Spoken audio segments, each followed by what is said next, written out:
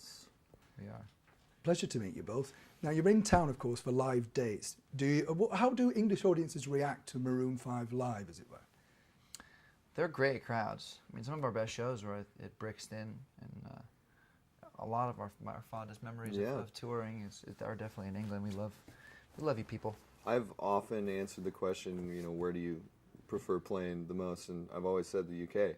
There's the crowd. Kiss ass. No, I swear, I'm not just saying that because I'm in the UK. We can go back to footage from other interviews from other countries. All the other footage, it's like Germany, Russia. But it's true.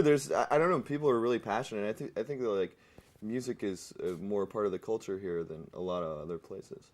Now, listen to your new album. I have to say, I get the impression that there's some really good storytelling going on there. Some of them a little bit saucy, as we say here in the UK. But, you know, where do you write mainly? Do you write, because you're touring a lot, moving around, do you tend to write on the go, or do you actually have, like, writing days? See, I can't really write on the go. I have to be in a very particular way to be able to write. I can't, when I'm touring, I have to always be maintaining my voice and a lot of sleep and a lot of exercise and just things that kind of, I can't really let myself go. And when I'm truly letting myself go, that's when I can really start to get creative. So it's really difficult. Some ideas kind of come to the surface, but it's never really very fleshed out until we get home and we have some time to really just kind of play and sit around and devote all of our time to that. What's your new track about? Won't go home without you. You know, what's the story behind that? Well, it started out about this infatuation I had with a girl many years ago, and she wound up actually being the best friend of the girl that I wound up dating for 2 years, which is funny. And I was just, I don't know, I felt this desperation and this, you know, excitement. And I pulled into the driveway one day and I wrote the hook to that song. This is probably like 5 years ago. That's crazy. And I thought to myself, because this was right when we had finished or right when we were making our first record, or just finishing it. I thought to myself, okay, cool, this will be on the next record. And this will ensure that we have a career beyond the first album. So I had it all planned out from day one. I was like, okay, Songs About Jane comes out, we'll sell 10 million, and then I have this single to fall back on for our second album in case I have a severe case of writer's block and never capable of writing a decent song ever again. I have this one. I love the way you say that. In case, you know, we've got to have the next plan. I mean, the album, Songs About Jane, was just incredibly successful. But did you really think this is going to be big, or did you kind of think, let's put this out, fingers crossed it's going to take off? Because, I mean, obviously it was just that big, wasn't it? Everybody loved it. I'd like to say that I didn't think so, but I really did. Like, I really believed in the album. I thought it was going to be massive. But right when we were finished making it, I thought to myself, I thought it sounded terrible. I remember we all kind of, I called Jesse, our keyboard player, and songwriting, you know, we wrote a lot of those songs in the first album, and I called him and I said, man, we screwed up. This isn't going to be successful. It's terrible. Just because I think you have those doubts, you know, you kind of get so caught up inside of it that you convince yourself that it's awful somehow because you've heard it so many times over and over again. But I was wrong, thank God. I have to ask as well, as an American band and coming in here and all this, what do you make of the British tabloid press, the way that we portray you, shall we say? Obviously it's about the music at times, but, you know, you have something maybe of a reputation, shall we say, a bit of a ladies' man, Adam. Is that true? It used to be more true than it is now. I've calmed down a bit in my old age of 28. No, I mean, yeah, there's a kernel of truth to it. I had some fun times, and a lot of what they say is not true. But yes, it is reflective of a certain phase of my life that, although improperly documented, I guess they were kind of right about some stuff.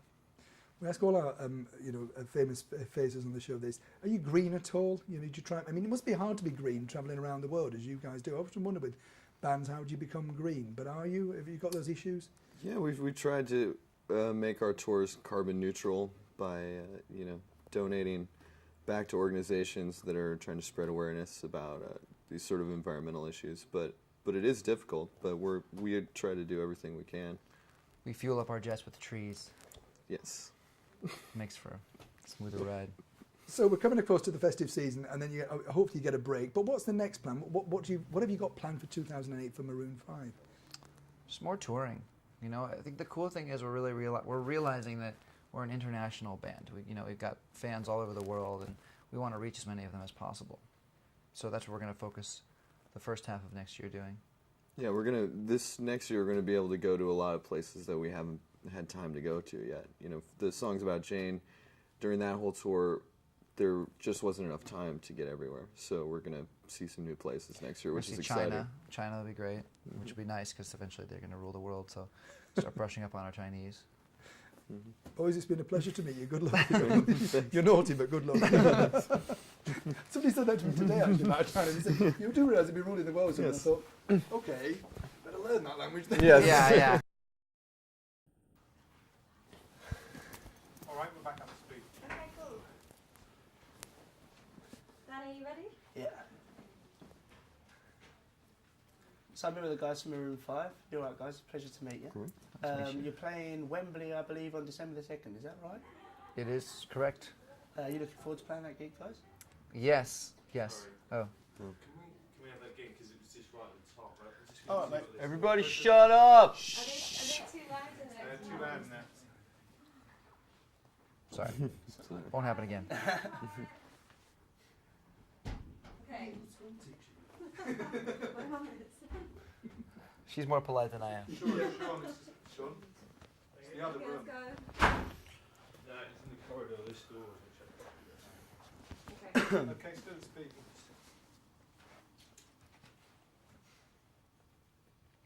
So I'm here with the guys from Maroon 5. How are you guys? You all right?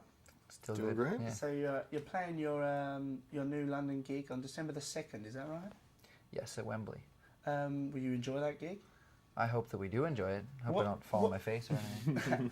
Oh, you know, rock star. You know, it doesn't really matter if you do. I will be drunk, so I hope I remember it.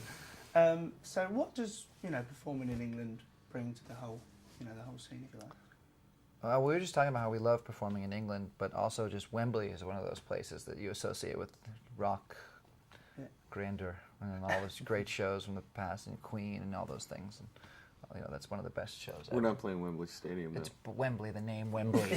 Fucking A. Well, I'm gonna admit I was Also, present at your let me first just interrupt. London gig. One sec. Sorry. When I do something like that, just roll with it. It makes us look large. Oh, okay. Wembley Stadium. It's only the Sunday. small one, not the big one. I have to admit I was present at your first London gig at the Astoria. I believe it was Astoria, it was years ago.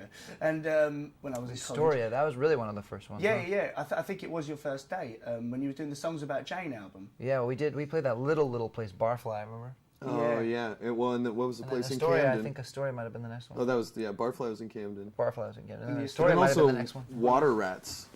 I mean, we played a lot of London gigs for really small crowds. Yeah. I think we had to beg people to come out. So what inspired you to write the first album, Songs About Jane, and then I think there's a real difference between that and It Won't Be Soon Before Long. I mean, how did you differentiate the two? I think it's just time. We had 5 years in between records, so basically we had to have changed pretty dramatically. Otherwise, we wouldn't be a good band. We wouldn't want to write the same songs again. And just we grew up a little bit. Some time passed. We toured. We became better musicians. Hopefully, I think. No, I believe. Is there any singles or songs from the first album that you wished you had released and you didn't get a chance to? Or? No, I mean No? I think it was all pretty new. Yeah. Great albums though, guys. Thank And you. what was your main sort of inspiration to the new single? Oh God, I mean everything. Usually it's love with me, or Yeah. lack thereof. Yeah, just confusion, infatuation, obsession, desperation. The good things. Yeah. Do you generally write about women and people that you've been with before, people that you're in love with, or what's your kind of main inspiration? Who was your main inspiration really for this new track? Well, this girl that I shouldn't even talk about anymore. I don't want her to know. But it's just a lot of it's funny because a lot of the first album was very specifically about one girl, one person, one relationship. But this is Was a her lot name more. really Jane? Yeah, her name Yeah. really was. But this is a little more eclectic, and it's not just one person or one experience. It's more just maybe I'm kind of painting with broader strokes, I guess. It's not all totally specific. It pertains to kind of just where I was at in my life at whatever given time. Who's your, as a band, who's your main sort of inspiration? Or inspirations? I mean, the Beatles are our favorite band in the world. Police. I can really hear a kind of Prince thing in there Prince, somewhere. huge, yeah. You're a big fan of Prince. Huge Prince fans, yeah. My favourite track, I must admit, on the new album is Kiwi. Nice. And it's a very kind of seems a very sexual based song with a very easy undertone, obviously, you know, so it can reach a commercial audience. But what makes you write that way? It really interests me. What makes you think about that sort of thing, but without making it a dirty song, if you like, you know, make a great track? You know, I don't know. It's just very natural. I was listening to a lot of Prince at the time when that song was written, so that makes a lot of sense. You'd say that. I like the kind of fast-paced, up-tempo, kind of not funk music, not dance music, not rock music, but kind of just a weird hybrid of all of them. Oh, brilliant. Yeah. Well, I hope you guys enjoy your London date, and it was a pleasure to meet you. Nice to meet you, man. Thank you. Do a quick tease then, Dan. You get behind there. Yes. Sorry, guys. Nice to meet you. You too, mate. Nice to meet you. He needs the mic on, does he? Is that one? Okay. Or maybe their mic will pick it up. Actually. Yeah. So you're gonna sit next What's to the me, what's the? right? No, I think- yeah, Behind? if you could, if you wanted to, yeah. Or do you want to get behind? I'll just stay there, dude. Okay. What am I doing? Just thinking up on Sky News Show Yeah. today, we need to come to Maroon 5. If you miss it, you miss out. That's it. Okay. So you need to- Hang on, so you need need to to- duck down to this. Yes. Yeah. Yeah, that's cool. Let me just.